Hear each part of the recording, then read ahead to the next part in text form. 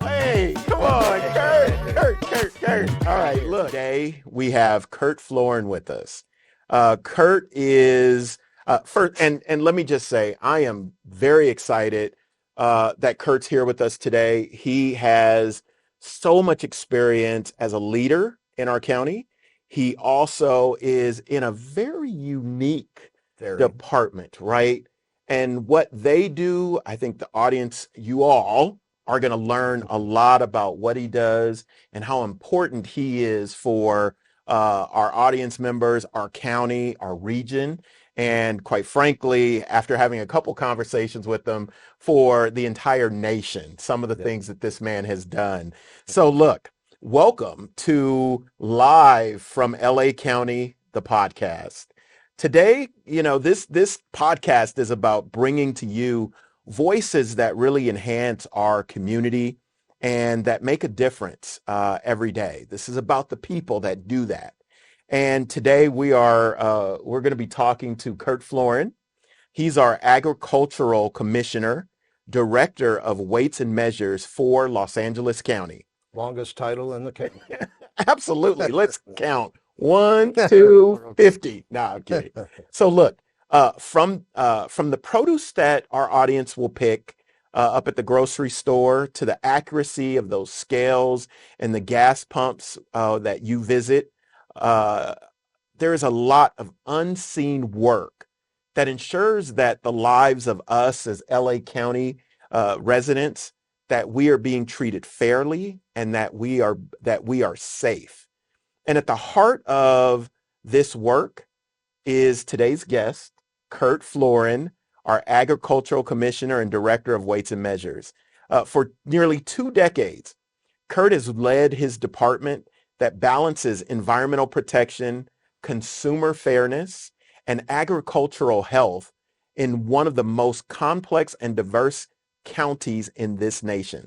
So look, there's more and there's more and there's more, and I'm not going to read this whole thing. I'd like to get into it and have the man himself, the myth, the legend, Kurt Floren, talk to us about who he is, what he is, and what he does. How are you, Kurt? Thank you so much. I'm glad to be here. Awesome. Thank you, Rodney. Look, we have a softball question that our audience knows. And I've talked to so many people and they're like, I really love that first question. Still scares me.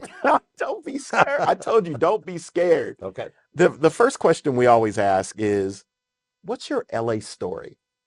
What brought you here? To the county. LA story, period. The region. Okay. What's your story? Born in Illinois. My father worked for Exxon Oil Company and was transferred out here when I was 3 months old. So bought a house in Glendale. I went to elementary school, junior high, high school in Glendale. So I'm all but an LA County native. Yeah. So I came up here and I'm still here. True Angelino. Yeah. True Angelino. You're absolutely an Angelino. So talk to us about what led you from a little kid in Glendale in the San Fernando Valley to where you are today. Like where did you go to college? Like how did you end up getting into the field that you're in? Who knows? No, the truth is I grew up from about the age of 4 having one singular goal. I was going to be a veterinarian. Ooh. And so everything through school was biology, sciences, advanced everything all the way up. And truth is, by that time I hit college and I was doing nighttime work at Cal Poly and doing pre-vet science work. So it burned me out a bit. And long story short, I'll spare all the details. I didn't make it to vet medicine. And so the truth is I was completely lost what I wanted to do. And I share this with my staff, and many of them are the same story. Yeah. You kind of end up here by mistake. Nobody grows up wanting to be a weights and measures inspector, I can assure you. Okay. So the simple story is I had a couple of friends. I knew a couple of people who worked for the department. And so I started as a fruit fly trapper in 1981 in what I call the medfly wars. Yes. Not everyone will remember that, but I was out there when we had helicopters 4 and 5 abreast dropping malathion from the sky. Yeah. That's when I started with this department 44 years ago. Wow. After about 2 years of trapping fruit flies, I decided there was no future in this department. So I left, and actually it wasn't this department. At that time, the Department of Ag Commissioner was standalone. So I left and I went into private industry for about 3 years. Okay. That didn't deliver all that I'd hoped for. Mhm. So I looked back to the department. During that time, it had merged with the Department of Weights and Measures, Got it. which is a strange alliance, but I can explain it later. Okay. So the simple story there was an opening in Weights and Measures. They hired me. I took it. I had no clue what I was going to get into. Yeah. Spent the next 14 years in Weights and Measures, rising to supervisor. And then the sealer commissioner in San Diego recruited me away to San Diego. Ah. And there, I frankly got a crash course in 5.5 years. She really wanted me there running Weights and Measures, but I ended up taking on everything from organic growing to egg inspection to fruit and vegetable standardization to pesticide use enforcement, on and on. I learned everything A to Z in 5.5 years, which in retrospect was great prep for applying here when my predecessor retired. Yes. And so the board appointed me, who's counting, but January 18th, 2005 is when I started. Yeah. So I've actually crested 20 years. I'm 20 and a half years here. 20 and a half years. Yeah, so that's the Reader's Digest version. All right. All right. As you're talking, all I'm thinking about is this is the man that keeps us safe, right? That like to I think so. really appreciate what you do. But I want to know more about you. You, the man. We want to know more about you as the person, like who you are. And one of the questions that the team back there, woo, one of the questions that they prepared for me to ask you is just like LA County. You grew up here, you went to school here, Right. now you work here. Right. Tell us a little bit about like just living in LA County, and share with the audience what you enjoy doing and how do you enjoy this wonderful place that we call home. I'm not sure how well this will go over. Okay. But I'm a self-admitted workaholic. Mhm. But that comes from, I've developed a true passion Yes. for what we do and what my department does. Mm. And I can tell you I will explain a little about myself, but in what private life I have. But from that first day, those first fruit flies, Mhm. and I was an ace, I'll have you know, during that time. I found 5 wild flies, and what would happen when we found a wild fruit fly, invasive fruit fly, Yes. all of a sudden, all heck broke loose. We would have the State Department of Food and Ag, USDA, teams of people coming in, swarming the areas. We had headlines that there's a fruit fly outbreak. It was exciting. Yeah. And that was my first taste of, I'm really doing something that actually affects things. Why are fruit flies so critical? The short story on LA. Up until 1950, Los Angeles was the largest agricultural production county, not just in the state, in the entire US. People forget that. Yeah. But from the world wars and aerospace took off and Hollywood took off, land values went up. Now everything's paved over and we grow freeways and high rises. But here's what hasn't changed. Yeah. What's that? We have the largest seaport complex between LA and Long Beach. Mhm. We have the largest wholesale produce market downtown in the Western US. We have 10 million people from over 140 different countries who receive care packages and what have you from home. And then we have LAX that's receiving cargo from all around the world. Yeah. So what happens here is we're the entry point. Unfortunately, we're the conduit for pests and diseases that come in. Now you look at California.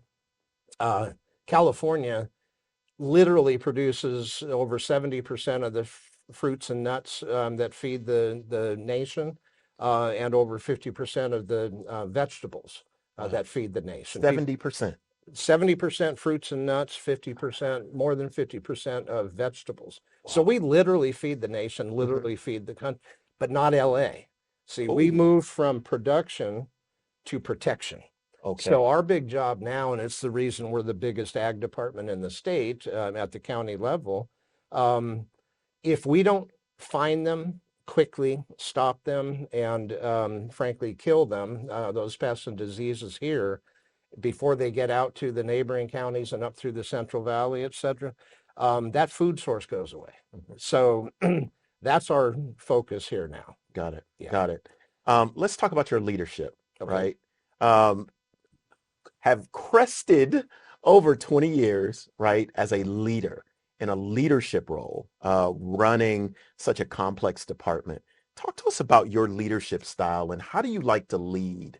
And if you could also maybe talk about how you have been led in ways that helped you get to where you are today. I listen a lot. And as far as being a leader, I consider my main job being a cheerleader. So hopefully people can see I'm enthusiastic about what we do. I believe in it. I'm a true believer. And I never destined or intended to become a leader. I was led to it. I was kind of pushed into it. In fact, I'll tell you about my first interview to become a supervisor. And I remember sitting before the panel and we went through, I think I did well in the questions, and there was that inevitable question, is there anything you want to add? And so I explained, I had a really hard time deciding to apply for this position. And they looked at me and I said, I love what I do. And I was a weights and measures field inspector at the time. And I said, you know what, when I find a gas pump that's cheating people and I red tag it and close it down, I go home feeling like I just did something. If I find scales that are weighing heavy and overcharging people, I take action on it and I get that instant gratification. And I went on like this. Yes. And so then they looked at me and they said, so you don't want the job? And I said, I didn't say that. Right. I said, what I realize is I can only do so much. And if I can inspire a dozen people, I can get 12 times what I just described done every given day. Yeah. And that has been what's led me. So on the weights and measures front, I told you I had no clue what I was getting into. And when I'm going to keep saying I, but it's not I. I'm simply reflecting the wonderful team of people that I have out there working, and I learn from them every day. But I came to a point where I became on the board of directors of the Western Weights and Measures Association. That's the 13 states. I became president of WWMA. I became chairman of the National Council on Weights and Measures. Yes. I'm on countless task groups there. And we could spend hours, which we don't have, but explaining that what gets adopted there becomes the regulation of our state. So it's critical to have that involvement. But I know it's been my enthusiasm that has led those to nominate me and elect me to these positions. Yes. And it's created tremendous prestige, frankly, for LA County and for my department specifically. Yeah. And we're recognized as leaders. So it's my enthusiasm that has guided me into that. But I extend that to my staff. So now we have 80 some people in the weights and measures program that are out there showing what I'm showing. Yeah.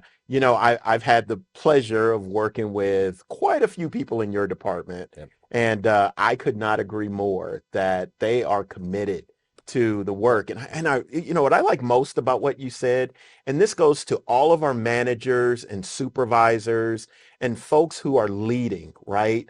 If you think that you're doing it right, you're doing it right.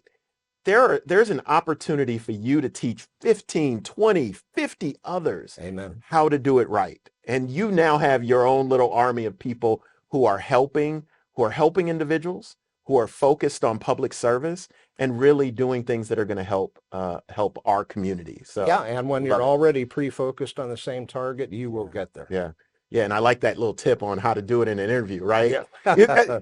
Because what you just did was, and this is where it could be a trap for some people during an interview, us being HR, is sometimes if you come off as the individual contributor, there's sometimes it becomes hard for people to look at you as is that who you are, or can you convert into leading people? Yeah. And how you just did that, and how you talked about how you were in that interview, that was a master class, folks, on how you can be an individual contributor and then show why it's important for you to have been that so that you can do more. I love it. I love I it. can tell you they loved the answer, Yeah. but it was sincere. Yeah. Yeah, that matters. That matters. So, you've talked to us a bit already about your journey having started in pest detection in the early 80s. Yeah. And I got to be honest, I remember as a child the planes flying over. And I, was talking to our staff and asking them, like, do you all remember that? And of course, they were too young. But that was a really interesting time for our county and for our cities here in the county. And you were part of that, right? It hurts a little that you said you were a child, but yes, I was a part of it. I was a little fella. I was a little But you fella. know what, on that note, Yes. as people have a hard time kind of equating LA County and agriculture, because you look out the windows, you don't see farms there. But do you know that 70% of the homes out there have one or more fruit trees on them? Mm, And so when you consider the density of population across the basin of LA County, yes. And some would say, okay, if an Oriental fruit fly, a Mediterranean fruit fly, whatever, ends up in the urban environment, what difference does it make? Huge difference, because in reality, it is one continuous orchard out there, Yes. with 70% of homes having fruit trees.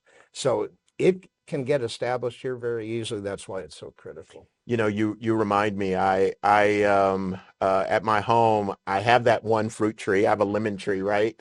And I think it was your team that Mhm. came to my yard and they put a trap in my tree. And I was like, what are they doing putting traps in my tree? But I knew the man and I knew what it was about. And they did leave brochures and flyers so that we That could would be one of understand. about 26,000 sites that we Yeah. monitor all year long. Yeah. Yep. Yeah. So, you have talked about your commitment to this job. Talk to me about like how do you relate this to public service in general, right? Because there's a lot of people who are going to be listening and watching this who aren't necessarily part of your department, and they may not have the technical skills to be part of your department. So when you talked about leadership, got it. When you talked about maybe that interview, I got it. But Mhm. talk to us a bit about just public service in general and why that matters. Service being the key word. So I've accepted the fact, I call my department, Ag Commissioner Weights and Measures, the biggest little department in the county. Mm, And I've also accepted that nobody is ever going to know everything that we do. Um, but we do a lot of things. And so from weed abatement, which is fire suppression, yes. we do weed control and burrowing rodent control, mostly for public works to keep the flood control channels open, and that they're not eroding from all the burrowing out there. We're responsible for all the pesticide use enforcement. Yes. And when people hear pesticide, they think of farms and farmland. 50% of pesticides are in the urban environment, non-agricultural. So Okay. in institutions, hospitals, restaurants, anywhere that antimicrobials and disinfectants those are pesticides. We regulate all that and enforce all that. And then on the weights and measures front, most recognize us for the scales at the scales at check stands at a grocery store and gas pumps. Yeah. But there, we actually monitor over 400,000 weighing and measuring devices. Yes, from gas stations, but all the way up to truck scales and Scales. jewelry scales and everything in between. We're testing meters at refineries and at the marinas that are Mhm. filling large, ships and tankers. Um, but then, and this is where I got fascinated, I learned we're also responsible for packaged goods, everything imaginable. Okay. So if you buy a 40-foot garden hose, a 50-pound bag of fertilizer, a box of 1,000 paper clips, a 90 by 102-inch bed sheet, we're the ones who monitor those and test them to make sure they're Is it accurate. 50 pounds? Is Right. that bag actually 50? And again, I have 30 different programs. We don't Uh-huh. have the time to go through every Yeah. one of them. But on the fruit and vegetable side, we're looking at what we call standardization. So there are quality standards there from size and color to sugar content and maturity and quality, and make sure that they're free of um, uh, contamination and mold and mildew and on down the line. What I'm getting at here is people take this for granted. They're never going to know that my 400 staff, actually about 300 field inspectors, are out there doing this every day. Yes. But we do it so that people can take it for granted. Um, I know when you open your bag of chips, you don't weigh it first at home. And I'm guessing you don't actually measure out that garden hose to make sure it's 40 feet. I may start though. But that's why we're out there, so that people don't Yeah. have to worry about this. Okay. All right. And so that's the service part. Whether they recognize us, I wish a lot more people did. We would love to get the thanks Yeah. and appreciation, but you know what? Even if they don't, our contentment is they don't have to worry about it. Now, look, thank you for that, because I think our audience is getting it, right? They're getting the impact that you all are having in what you do. And we're all one big county family. And the hope is, hey, send an email to this guy, send an email, thank him. He'll read it at one of his team meetings and let him know that we really appreciate the work that you all are doing. Appreciate that. You've talked a lot about the great work that you are doing. You must have some tips, hints for the audience of things that maybe they should really, like, I won't say be on the lookout for, but what would you caution our audience? This is an opportunity for them to learn a little bit about pay attention to fill in the blank. I'm shooting from the hip. Of course. Again, I could spend a couple hours trying to come up with the tips and things here. But for instance, on the weights and measures side, a scale can be perfectly accurate, but there's a lot that can go wrong behind that scale. So if you're buying seafood, you want to make sure, whether it's through negligence or intent, that the clerk on the other side isn't adding a scoop of ice together on the scale with that shrimp. Yes. You don't want to be paying $19.99 a pound for water. Yeah. The proverbial thumb on the scale, that can also occur simply by a scale rubbing up against, a side. So the trick is to be alert. Then I mentioned $19.99 a pound.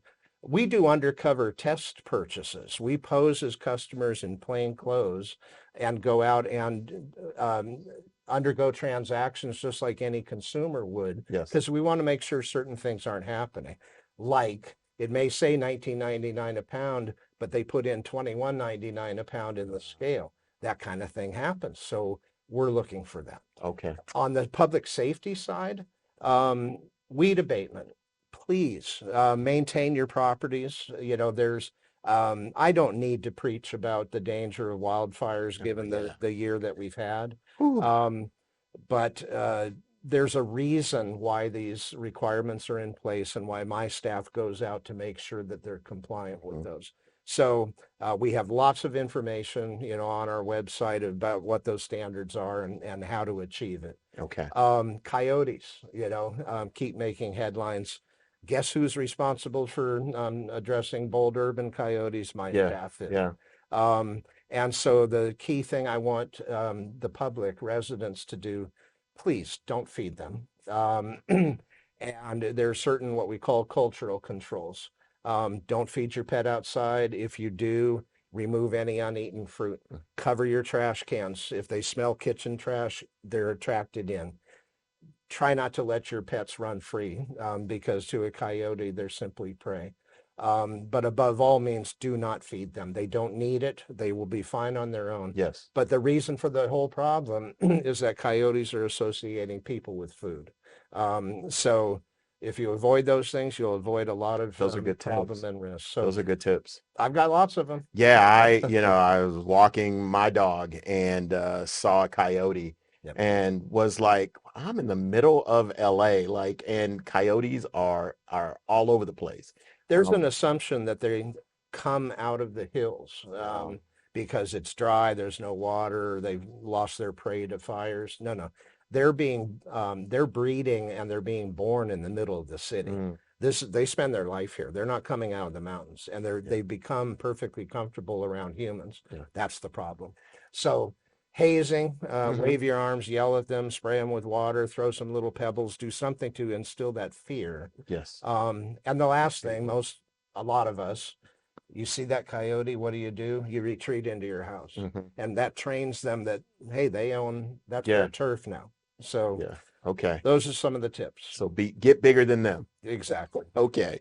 Um, I understand you're an inventor. Uh-oh. That's what I understand, that you've invented, like, first of all, we feel your passion, we hear it, we can obviously see that this is such an important part of your life. But have you invented anything as it relates to the cow trap system? Uh, well, yeah. So I mentioned Okay. What 20. is the cow trap system? Are you getting residuals? Because if No, not, what can I do to I make? can assure you no.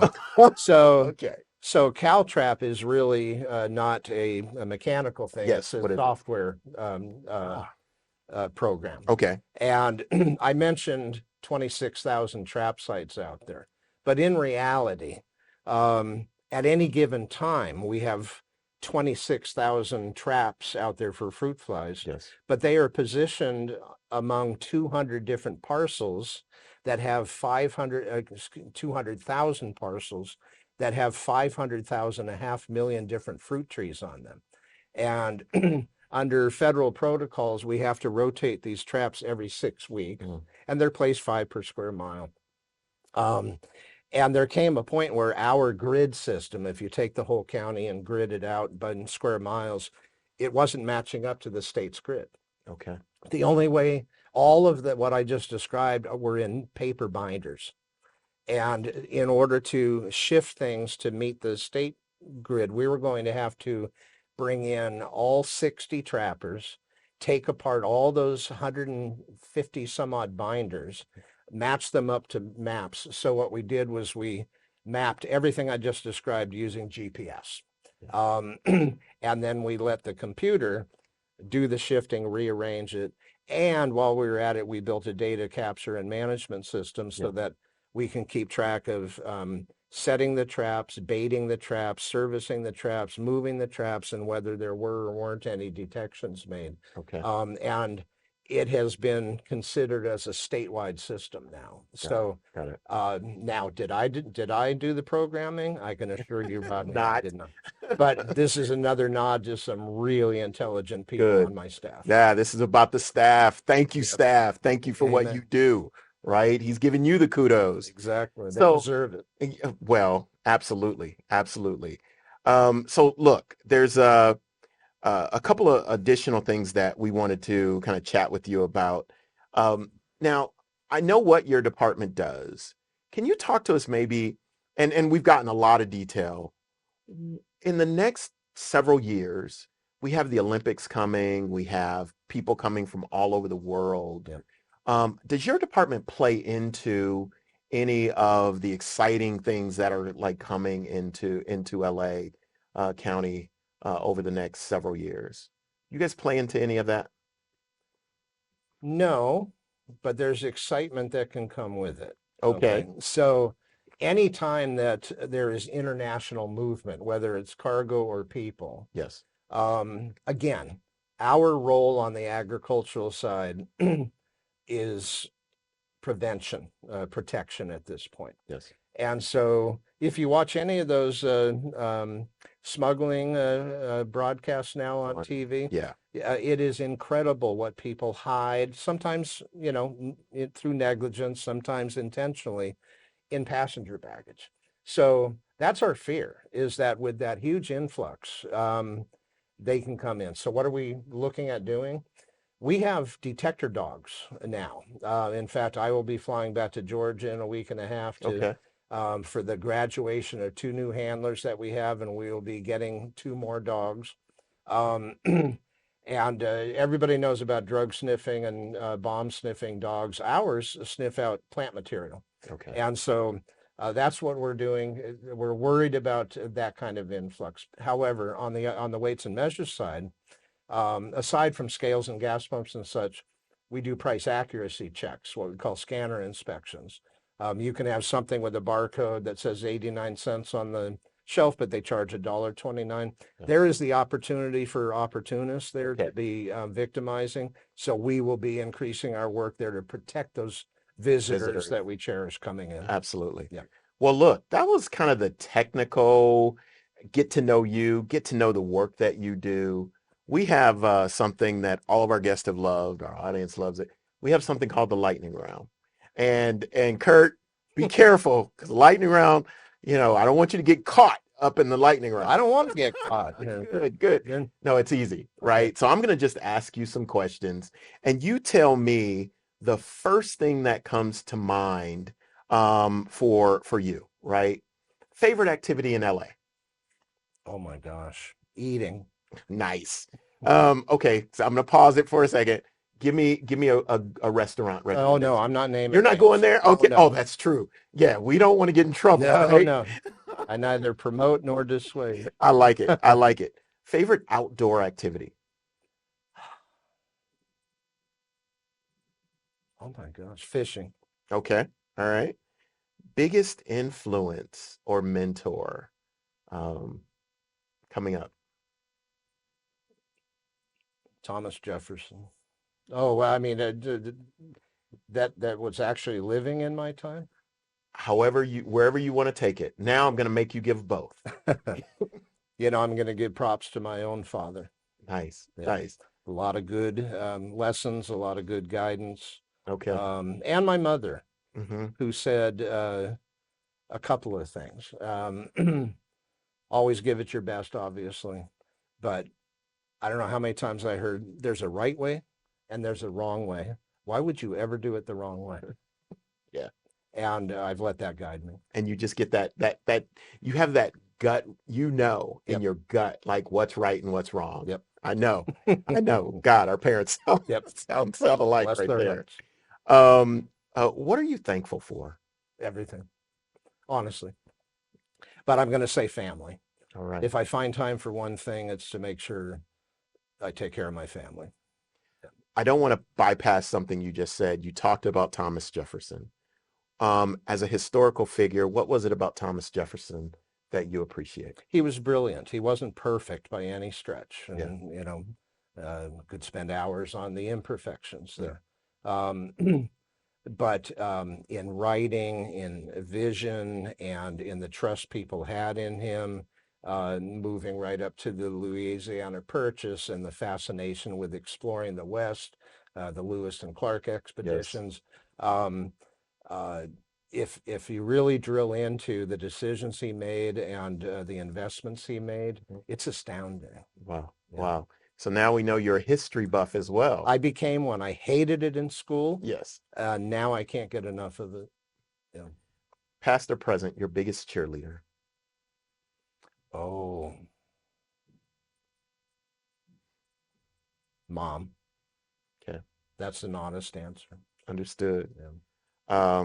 You listen to music? Not so much. All right. I like music, but okay. But not a lot. not right. Because you love what you do, right? You kind It of takes focus time. I know. I know. Tell me, I know you eat pizza, so I'm not even gonna ask the question, do you eat pizza? Oh, I eat pizza. And is that because of my appearance? No, I think I've seen you eat a slice. Okay. I never eat one slice. You know better. We must go to the same pizza place, Okay. buddy. All right. So what are your toppings? My topics? What toppings do you put on your pizza? Oh, well, I'm a cheapskate. Okay. Okay. So you know how they charge you like, $4 for each additional topping? Yeah. Okay, I want every meat that's available Okay. there. Meat lovers. I resent paying $4 for onions or bell pepper, so those are going to be my last choices. Yes. Give me pepperoni, Yeah. sausage, and start with the meats. Okay. Yep. What's your superpower? My superpower. This will even surprise myself. I, I'm, I've grown patience. I'm a very impatient person. I want Hmm. things, getting done 3 minutes ago. But I have learned in the leadership role to be patient and allow people to blossom. Okay. Yeah. Let them come around. They are not all going to be as determined or enthusiastic to start with. Yes. But if you allow them to grow, they get there. So I've taught myself to be patient. Um, as you um, as you think about your career and what you've contributed, what would you want the title of your biography to be? Oh boy, there's a big one too. That is a big one. It's a big one. He did good. Did good. All right. That's it. That's it. That's it. Period or exclamation point. Period. I'm fine with. I love it. Hey, look. So that was our lightning round. That wasn't too Okay. bad, right? That was pretty simple. I'm relieved. I Okay. was starting to sweat. No, don't, Yeah. don't. So I have a few closing questions for you. Okay. Um, you know, we have a huge workforce, and part of why we're doing this is because we want to impart upon our employees that one, our department heads are just regular folks, Yep. and that if you love what you do, you too can end up, really having the type of impact that you as a leader have had. Yep. And so, what is working for the County of Los Angeles? I know you've worked some other places. What is working for the County of Los Angeles meant to you?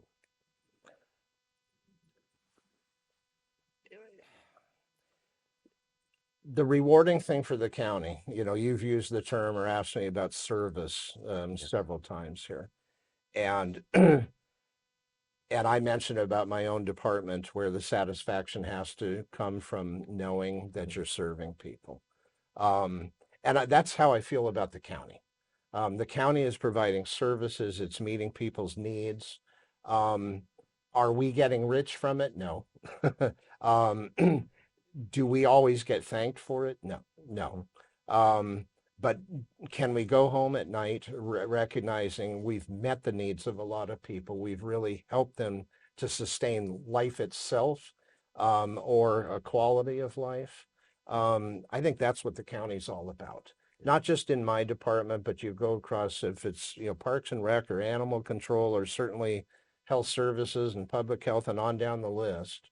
Um, every department is contributing to people's quality of life. And uh, that enhances my quality of life, knowing that we're actually delivering things that are helping people. What's a problem that you'd like to solve? Right? You're not going to work forever, right? You are have the ability to solve any problem that you're aware of right now. What would that be? Are you Oh, thinking boy. about Outside of my department or just in outside of the general? department? Yeah, in general. We're never going to have, and when I say we, I'm talking the entire county, all the departments, all those workforces. We're never going to have all the resources that we need to Yes. meet every one of those needs. Um, and particularly at a time like this, budget's tight. There's a lot of challenges out there. So to me, it's money and resources, and that sounds kind of cold. Um, but in the end, to deliver things, we have to have the funding to support it. And so if I could change one thing, we can easily come up with the list of what is needed out there. Mhm. It would be how do we get around to funding it so we can provide it? So we can do it. Yeah. Right. So you've already talked about your leadership and your legacy as a department head. What do you want to be remembered for? And I was going to ask you earlier about like the department head before you, right? And the department heads before you. Your department has existed in some form since like 1881. 1881. I think we're That's second oldest only to the sheriff. that's fascinating, Yeah. right? Um, actually, the entire agricultural commissioner system began here in Los Angeles County. Yeah. The entire quarantine system for when there are disease outbreaks or pest outbreaks started right here in LA County. Wow. It was phylloxera, which is a disease of wine grapes. And it was the Spanish missionaries that planted the first vines out in the San Gabriel Valley. Yeah. That's where that disease set in. That was the first quarantine ever developed. So huge amount of history here. Yes. And really the wine industry began here. So much of agriculture began here, as I described. Well, look, Kurt, that wasn't so bad, brother. I've That wasn't enjoyed so it. bad. Now I get a second hour, right? You do get a second hour. We'll give you anything you want, man. What you've imparted upon our audience about what you do and your wonderful employees and how you are serving us. The least we could give you is an hour. But we want to thank Kurt for being with us today. Thanks for having me. And really appreciate what you're doing. And we want to make sure we're getting the message out to our audience about the wonderful work. And you've even imparted upon us what we can be doing to protect ourselves, right? Yep. And thank you for being teamwork. Here. It is teamwork. Yep. It is teamwork. Thank you, Kurt. Thank you. We appreciate you.